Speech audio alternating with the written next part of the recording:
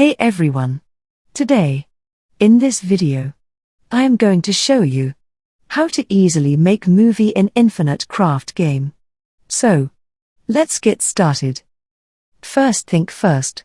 Take water and put in the field, and then take earth and put in the water.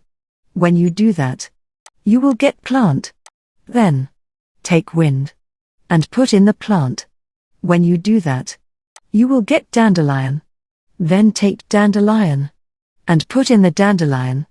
When you do that, you will get dandelion patch. Now, take wind and put in the dandelion patch. When you do this, you will get seeds. Now, the next step is to take fire and put in the seeds. When you do that, voila! You will get popcorn. Then, go to other side. Take earth and put in the field. Then take earth and put in the earth. When you do this, you will get mountain. Now, combine these elements. Take mountain and put in the popcorn. When you do that, voila, you will get movie. Congratulations! You have successfully made movie in Infinite Craft game.